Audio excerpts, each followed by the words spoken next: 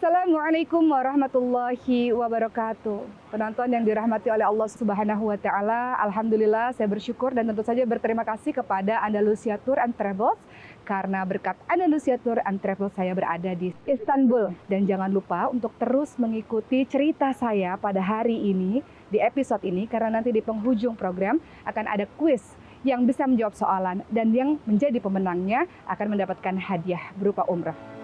Masihkah ada ruang untukku di tempatmu yang luas? Ku tahu aku banyak dosaku. Masihkah ada lagi belas? Allahumma inni as'alukal jannah. Intu Jannah. Istanbul, kota Islam yang dahulu bernama Konstantinopel, telah disebut oleh Rasulullah Shallallahu Alaihi Wasallam sejak tahun 5 Hijriah. Seseorang bertanya kepada Rasulullah Shallallahu Alaihi Wasallam, wahai Rasul, kota manakah yang sekiranya dapat ditaklukkan pertama kali? Apakah kota Rom atau kota Konstantinopel? Maka Rasulullah Shallallahu Alaihi Wasallam menjawab, kota Heraklius terlebih dahulu yang akan ditaklukkan, yaitu Konstantinopel. Maka itu seakan-akan menjadi bisyarah, sebuah kabar gembira bagi pasukan Muslim yang sedang kesulitan pada saat itu. Sejak diucapkannya kalimat tersebut oleh Rasulullah Shallallahu Alaihi Wasallam, maka dari generasi ke generasi orang-orang senantiasa berusaha untuk menaklukkan kota Konstantinopel selama 800 tahun atau 8 abad lamanya, namun tidak ada seorang pun yang berhasil menaklukkan kota Konstantinopel.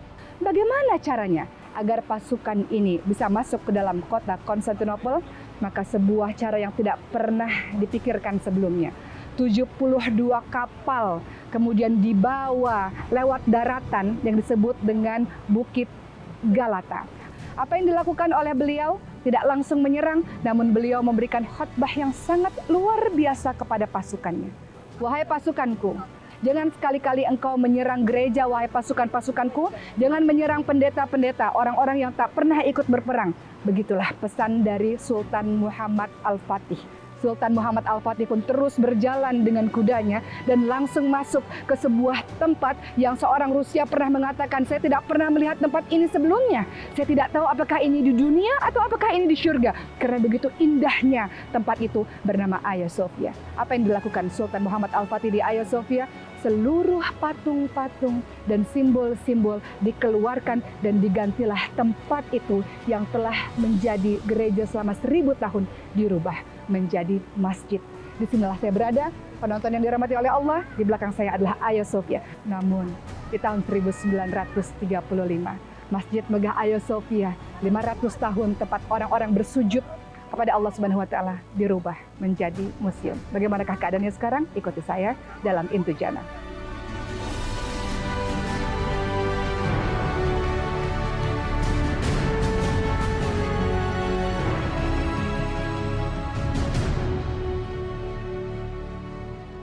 Hagia Sophia atau Hagia Sophia, disinilah saya berada pada saat ini, yang sekarang fungsinya adalah sebagai museum. Dahulu, Hagia Sophia adalah sebuah gereja untuk Kristen Ortodoks selama sekitar 1000 tahun. Ketika Sultan Muhammad Al-Fatih berhasil datang masuk untuk menaklukkan Konstantinopel, beliau langsung masuk terus menuju ke Hagia Sophia ini. Semua orang ketakutan karena pada saat itu mereka semua berlindung di Hagia Sophia. Namun Sultan Muhammad Al-Fatih pun memastikan dan menjamin keamanan untuk setiap orang boleh pulang ke rumahnya masing-masing untuk melakukan ibadah dan sembahyang menurut kepercayaannya masing-masing, semuanya aman. Di Hagia Sophia inilah pada akhirnya Sultan Muhammad Al-Fatih pun membuat masjid ini atau tempat ini yang tadinya gereja menjadi sebuah masjid, dan adzan pertama kali dikumandangkan di tahun 1453 pada saat asar. 29 Mei 1453 ketika itu hari Selasa, dan hari Jumatnya puluhan ribu umat muslim bisa bersembahyang sholat Jumat di tempat ini. Namun di tahun 1935 ketika masjid ini yang sudah berfungsi selama 500 tahun tempat beribadah, tempat bersujud oleh Kemal Atatürk dirubah menjadi museum. Disinilah semua orang dari seluruh penjuru dunia datang untuk melihat megahnya, hebatnya Hagia Sophia. Masihkah ada ruang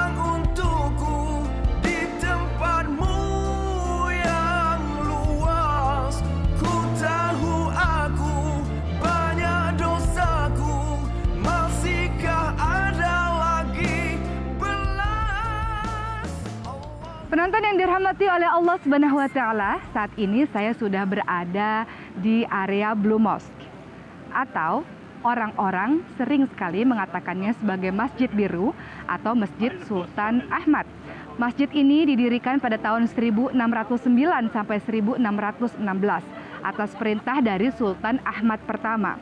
Yang menarik dari masjid ini adalah letaknya berhadapan dengan Hagia Sophia. Kalau penonton lihat di belakang saya Blue Mosque, di depan saya adalah Hagia Sophia. Memang masjid ini dibangun oleh Sultan Ahmad pertama untuk menyaingi kemegahan dari Hagia Sophia yang pada saat itu Hagia Sophia dibuat pada masa kejayaan Bizantium.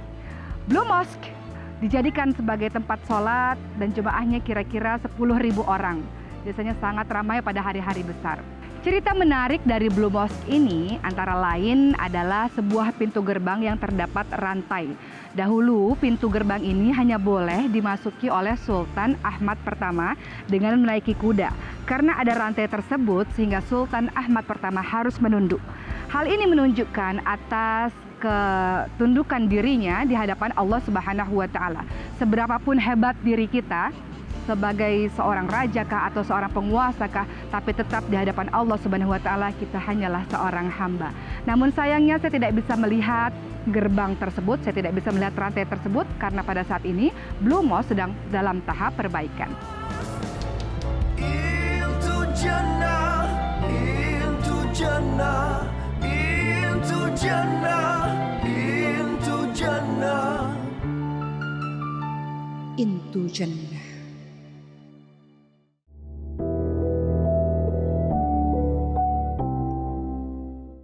Abu Ayyub Al-Ansari radhiyallahu anhu adalah salah seorang sahabat Rasulullah Shallallahu alaihi wasallam yang berasal dari kota Madinah, termasuk orang-orang Ansor.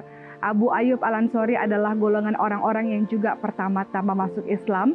Hal ini dilihat ketika Abu Ayyub Al-Ansari mengikuti Baiat Aqabah yang kedua di hadapan Rasulullah Shallallahu alaihi wasallam bersama 70 orang lainnya dari Madinah. Abu Ayyub Al-Ansari adalah orang yang sangat beruntung sebab ketika Rasulullah SAW hijrah dari Mekah ke Madinah, seluruh orang di Madinah berharap agar Rasulullah tinggal di rumah mereka. Namun Rasulullah SAW mengatakan diserahkan kepada untanya hendak berhenti di mana.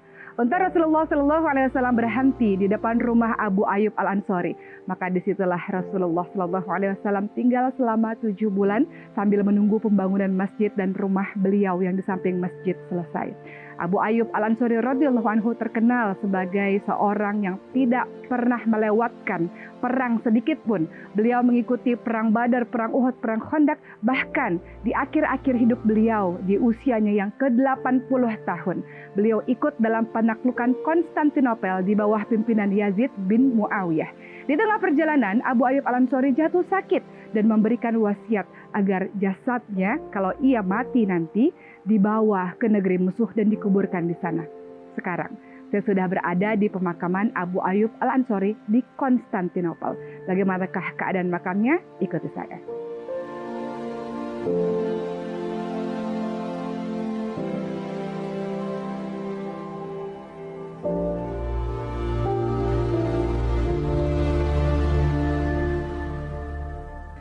Penonton yang dirahmati oleh Allah Subhanahu wa taala, baru saja saya berziarah ke makam sahabat Rasulullah Shallallahu alaihi wasallam Abu Ayyub Al-Ansari radhiyallahu anhu di dalam tadi. Saya sempat berdoa di sana dan selain ada makam Abu Ayyub Al-Ansari di dalam tadi, sahabat semua juga melihat ada beberapa peninggalan Rasulullah Shallallahu alaihi wasallam. Salah satunya adalah janggut Rasulullah Shallallahu alaihi wasallam. Yang menarik dari tempat ini adalah bahwa makam ini berada dalam area masjid. Masjid yang disebut juga sebagai Masjid Abu Ayyub Al-Ansari adalah sebuah masjid pertama yang dibangun di Istanbul dalam Kesultanan Turki Utsmani. Dan kalau kawan-kawan semua melihat di belakang saya, ini adalah area pemakaman. Karena yang dimakamkan di sini adalah orang-orang hebat, orang-orang terpandang, berbagai macam ulama, anggota dewan, perdana menteri, cendekiawan muslim, dan masih banyak lagi dimakamkan di tempat ini. Saya akan berziarah dan akan berkeliling melihat keadaan masjid dan makam di tempat ini.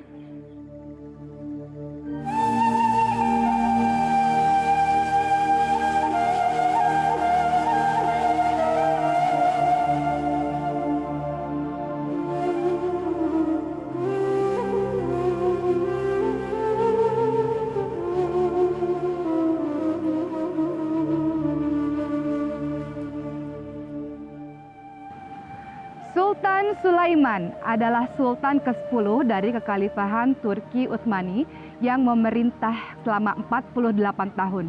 Sultan yang sangat masyhur yang ketika kekhalifahan Turki Utsmani berada di bawah kepemimpinan dirinya, wilayah Turki Utsmani menjadi sangat luas hingga ke Eropa, India, Samudra Hindia, Mediterania, sampai ke Afrika Utara. Sultan Sulaiman adalah sultan yang mengambil dasar-dasar hukum Islam yang kemudian dijadikan sebagai undang-undang kenegaraan dan hal ini diterapkan selama 300 tahun lamanya. Dan Sultan Sulaiman adalah tokoh yang sangat berpengaruh di abad ke-16 di Eropa ketika itu. Sekarang saya sedang berada di kompleks Masjid Sulaimaniyah. Di belakang saya berdiri Masjid Sulaimaniyah yang sangat megah yang didirikan di tahun 1550 sampai 1558 oleh arsitek yang sangat masyhur bernama arsitek Sinan. Yang menarik dari masjid ini adalah tidak adanya pengeras suara sebab arsitek Sinan mendesain dengan sangat hebat dan luar biasa. Beliau menanam 256 pasu atau pot di dalam dinding sehingga dengan sendirinya suara yang dikeluarkan oleh imam dan muazin bisa membesar dan orang-orang dapat mendengar walau tanpa pengeras suara. Di kompleks ini tidak hanya ada masjid, tapi juga ada tempat-tempat lainnya seperti hospital, library, tempat pemandian, dan juga makam. Ada makam Sultan Sulaiman, istri, ibu, anak, dan keluarganya, serta orang-orang penting di zaman itu di tempat ini. Masihkah ada ruang untukku di tempatmu yang luas? Ku tahu aku banyak dosaku. Masihkah ada lagi belas? Allahumma. Konstantinopel atau Istanbul, disinilah saya berada sekarang. Kenapa pada saat itu sulit sekali orang-orang untuk menaklukkannya? Diperlukan waktu 800 tahun sejak Rasulullah SAW menyebutkan nama Konstantinopel pada saat Perang Ahzab pada tahun 5 Hijriah. Sampailah kemudian 1453 Sultan Muhammad Al-Fatih berhasil menaklukkannya. Ada apa dengan Konstantinopel? Kenapa sangat susah sekali ditaklukkan? Karena Konstantinopel diapit oleh Sungai Marmara, Golden Horn, di belakang saya adalah Golden Horn. Dan kemudian ada tembok-tembok yang sangat besar di sebelah barat Konstantinopel sehingga musuh susah sekali untuk masuk. Disinilah saya sekarang berada, di jembatan Galata inilah bagaimana banyak sekali rantai-rantai yang dipasang sehingga kapal-kapal dari Sultan Muhammad Al-Fatih ketika memasuki Golden Horn dari tempat ini tidak bisa masuk ke dalam Konstantinopel karena terhalang dengan rantai-rantai yang besar ini. Sampai kemudian Sultan Muhammad Al-Fatih bersama pasukannya membawa sendiri 72 kapal di Bukit Galata di depan sana. Dan saat ini saya bahagia karena saya sedang berdiri di dua benua. Di sebelah kanan saya adalah Asia, di sebelah kiri saya adalah Eropa. Di sini adalah Golden Horn dan di sebelah kanan adalah Bosporus. Saya akan melihat keadaan di sini dan saya akan meresapi bagaimana sejarah penyebaran Islam pada saat itu.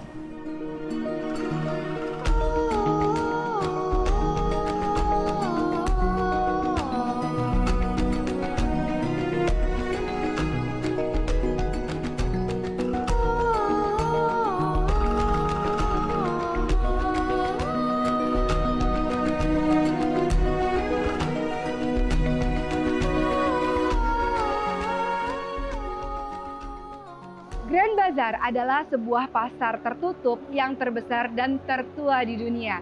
Umurnya sudah lebih dari 500 tahun. Dibangun pada masa kekhalifahan Turki Utsmani di bawah pemerintahan Sultan Mehmed II atau Sultan Muhammad Al-Fatih pada tahun 1461.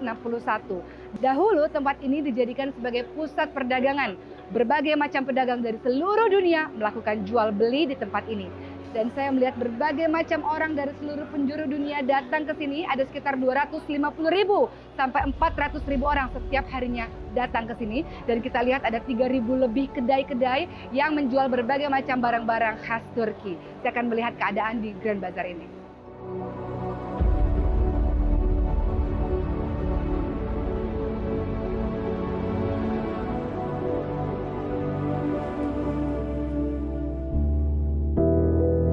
Into Jannah.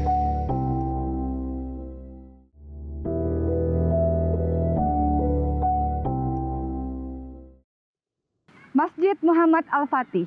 Masjid ini terletak di distrik Al-Fatih.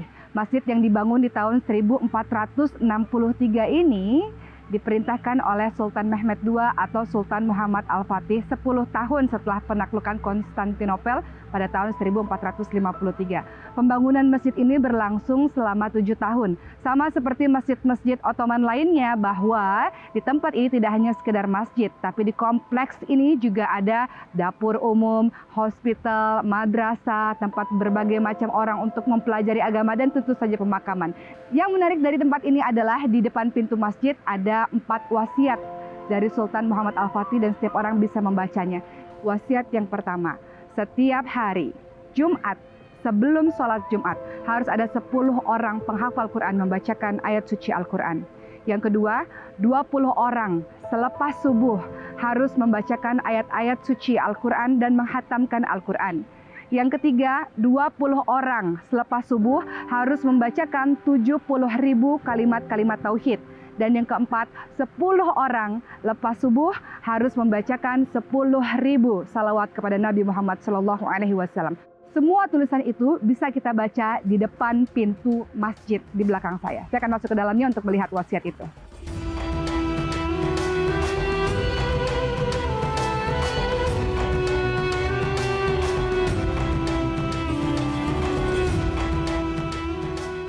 Istana Topkapi adalah sebuah istana yang dibangun di tahun 1459 atas perintah dari Sultan Mehmed II atau Sultan Muhammad Al-Fatih.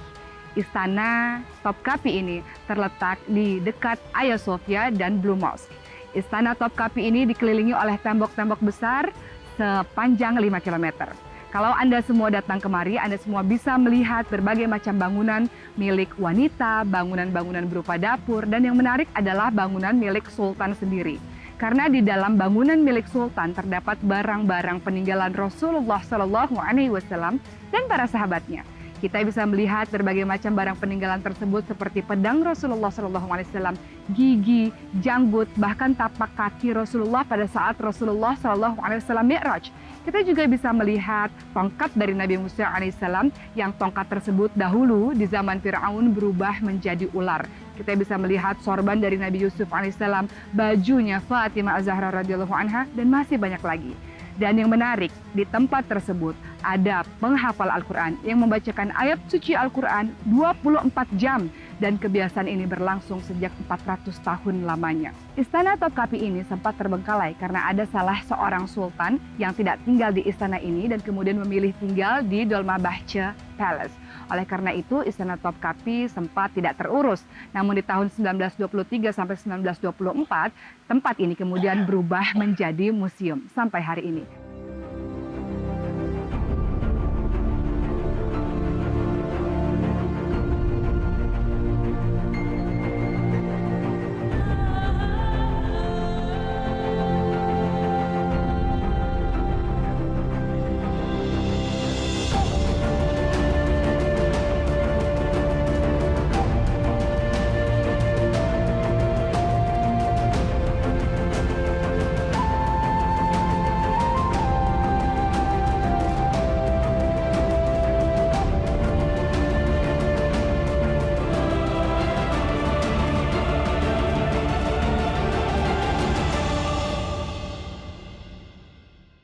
Pada saat ini saya sedang menaiki sebuah kapal di Selat Bosporus dengan Bosporus Cruise, melihat pemandangan yang sangat luar biasa.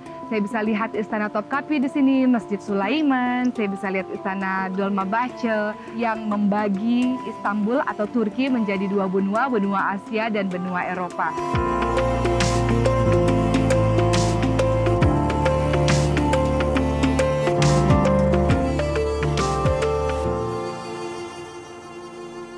Kesultanan Turki Utsmani menjadi sangat kuat pada masa pemerintahan Sultan Sulaiman.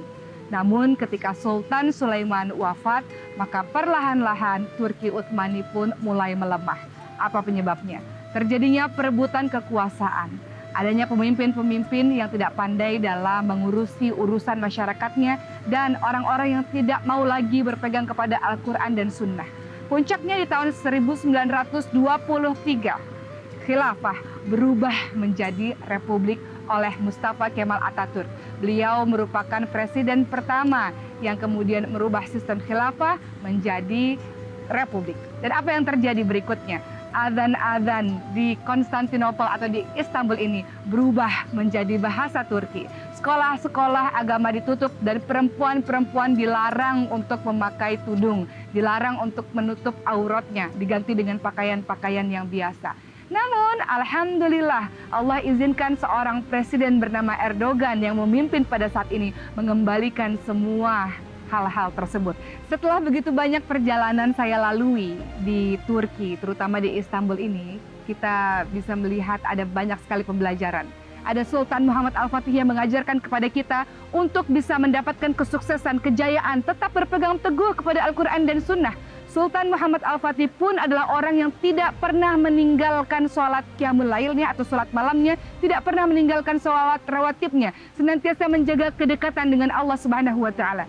Kita bisa belajar lagi dari tokoh-tokoh yang lain, yaitu Abu Ayyub Al-Ansori, di mana di masa tuanya tetap terus ingin berjihad, hidup mulia atau mati syahid, begitulah semboyan di dalam hidupnya.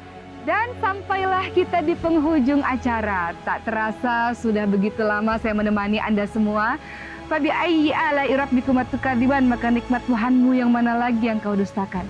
Dengan semua kenikmatan yang saya dapatkan selama di Turki ini, saya tentu harus mengucapkan banyak-banyak terima kasih kepada Allah Subhanahu wa Ta'ala dan kepada Andalusia Travels and Tours yang telah membawa saya ke sini. Untuk teman-teman yang ingin juga berziarah, yang ingin juga mengunjungi Turki, bisa menghubungi Andalusia Travels and Tours. Dan tentu saja terima kasih juga kepada Turkish Airlines yang telah membawa saya ke sini. Di episode-episode berikutnya saya akan menceritakan sejarah-sejarah Islam di negara-negara lain. Kita berhenti dulu sampai di sini. Jumpa lagi di episode selanjutnya. Saya Oki Setiana Dewi. Wabillahi taufiq wal hidayah. Wassalamualaikum warahmatullahi wabarakatuh. Tunjukkanlah aku jalan sebenar, agar dapat aku melangkah tenang. Sedarkanlah aku di kala lena, agar lalaiku kembali sedar. Bisikan padaku sehalus bayu, gerakan hatiku agar ku tahu, masihkah ada